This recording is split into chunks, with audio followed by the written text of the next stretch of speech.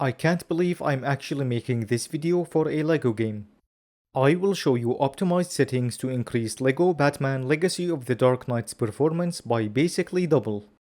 The game offers a decent number of graphics options to tweak, however, most of them don't scale all that well performance-wise. As in the city, performance is stupidly demanding. No matter how small of an increase each option gives, trust me, you will want to take it. Let's start with the CPU performance. Using CPU-intensive settings and driving around the city, the R5 3600X can dip into the mid-40s, with the 1% lows dipping to 30 FPS. Now that is mostly fair given what is going on screen, but still, it feels like this game can be a little bit better optimized. Don't expect to target high frame rates with this game, guys. For resolution scaling, the game supports all the usual upscalers. Taking a look at native 1440p, going from standard TAA to Unreal Engine's exclusive TSR offers the expected step up in image quality, which is a slightly sharper image and better anti-aliasing, but it still has problems with image stability, and it increases noise a bit. Using XeSS Ultra quality, the image becomes way too soft and loses a lot of detail, but it handles shimmering slightly better. FSR quality increases sharpness a bit, but suffers from the worst looking shimmering yet, making it less viable than XeSS, while DLSS has the most stable image quality, and surprisingly, it is the only option that doesn't suffer from the noticeable grainy/noise issues the other methods suffer from. In motion, it looks like the worst looking upscaler is FSR, so I would avoid it at all costs, while the others offer similar image stability, apart from DLSS, which is noticeably more stable. Taking a look at performance, TSR is way too expensive, reducing FPS by 14% over TAA. XeSS and FSR quality offer the same performance increase of around 30% over TAA, while DLSS is more demanding as it only offers just over a 10% performance improvement over TAA in this scene. If your GPU supports it, use DLSS quality, otherwise I recommend XeSS Ultra quality. Moving on to lighting quality, going from low to medium adds this blue moonlight type of ambient lighting, which makes a nice improvement to image quality. High starts to increase the distance at which lights start to appear. Epic further increases the distance of visible lights, but it starts to become hard to notice. When GPU limited, performance doesn't seem to be affected, but when CPU limited, performance drops measurably on high and drops slightly further on Epic. Use high for the optimized setting.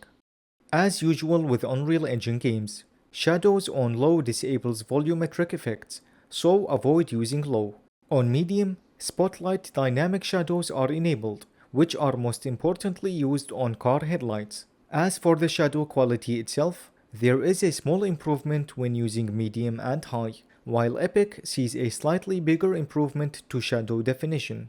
Taking a look at this scene, medium activates volumetric lighting as stated before. High activates dynamic shadows from lights, which has a big impact in this scene. The improvement Epic makes is subtle. Performance-wise, each option has a large impact. VRAM-wise, the increase is negligible on medium. High adds around 100 MB over medium, and Epic adds a further 100 plus MB. I recommend using medium for the best balance, and if you have spare performance, I highly recommend using high. For view distance, medium makes a noticeable improvement. Far makes a less obvious improvement, but it can still be observed. While Epic's improvement can be really hard to spot, it's not even making a noticeable difference in this scene. Performance-wise, when GPU limited, there is no difference. When CPU limited, surprisingly, there is still no performance difference, so use Epic here. For streaming distance, avoid using near or medium, as the low quality models are obvious. On far, it starts to look acceptable, and Epic doesn't seem to make a noticeable difference in this scene. As for performance, there is a small drop when using far, and another slightly small drop on Epic. VRAM usage also increases a lot here, around 100 MB plus on each option, This setting also impacts CPU performance on FAR and EPIC. Therefore, I recommend using FAR for the optimized setting.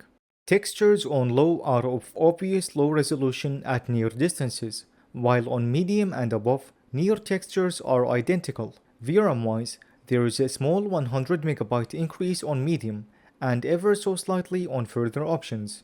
Material quality on medium adds extra details to materials. High enables displacement, which looks really nice. EPIC makes a subtle improvement to the quality of displacement, mostly noticeable as better shading. Performance on high drops by around 3%, and EPIC further drops FPS by over 5% from high. Because high looks so good, I think it is worth the performance hit. Distance field ambient occlusion on low adds shading to certain parts of the environment, and there doesn't seem to be a noticeable difference on high. Performance drops by around 6% when activated, but it is essential to image quality. I recommend using low here. LEGO mesh quality seems to make a visual difference only when moving from medium to high. When looking at performance, it seems to have a small impact, depending on the scene, and it increases VRAM usage significantly with each option, so for the best balance, I recommend using high. The effect setting on medium enables this snowstorm weather effect. While it does have a large performance impact, I found that in this area where it is used, the frame rate is already way higher than in the city. On high, it enables high quality clouds, which also have a large performance impact. But I found that only when looking up at the sky like this does the impact become this high, so it's mostly not gonna make a noticeable difference during normal gameplay. On high, it also enables volumetrics that are heavily used in this game, which I think are vital for image quality. I also found that high enables a heat haze effect. Performance-wise, during normal gameplay, there seems to be a drop of only around 5%, much less than the scenarios I showed you earlier. Therefore, I recommend high for the best balance.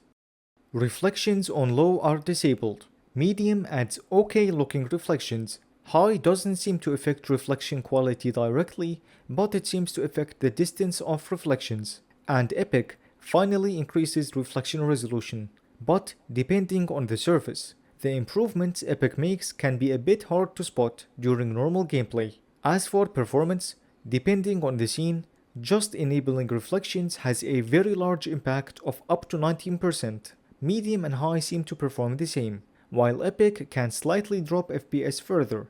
Because reflections are vital in this game, they are worth the performance drop. I will have to go with high for the optimized setting, but if you have spare performance, go with EPIC. Post-processing enables vignetting, depth of field, and if my eyes aren't deceiving me, this setting also controls ambient occlusion / shading. Anyway, on higher options, it improves the quality of depth of field. Performance-wise, during cutscenes, which is where I could find depth of field being used, the performance impact is quite large on each option, up to 12% when going from off to EPIC. During normal gameplay, where depth of field doesn't seem to be used, medium seems to perform the same as off. On high and EPIC, the drop seems to be around 2.5%. Therefore, I recommend medium for the optimized setting, but if you have spare performance, go with high. I think population quality is not working as intended. I compared each option, even reloading the save each time, but the amount of NPCs and vehicles seems to remain around the same across all options. Therefore, performance remains the same, but just to be safe, I recommend using medium. Here are the optimized settings, and I would like to thank Stadolishi for being a continuous supporter of the channel and a Patreon member. Your support is greatly appreciated. Now let's get into the comparisons. Using max settings at native 1440p, driving around the city, performance averages between 25 and 30 FPS, and VRAM usage can go over 9 GB after a while. Using the optimized settings, performance increases by around 45%. The average FPS increases to around 40 FPS, and surprisingly, the VRAM usage reduction is not that much, only a few hundred megabytes. Using DLSS quality further increases performance by another 45%, and the average FPS is now around the mid-50s. After all of this, we are still not reaching an average of 60 FPS in a LEGO game. Joking aside, this game uses very demanding graphical Unreal Engine 5 features, which leads to the performance targets we are seeing. I honestly think the developers could have foregone these features to focus on a simpler and more performant base to target, as this is a LEGO game after all. It doesn't really need the newest graphical features of Unreal Engine 5. What do you guys think?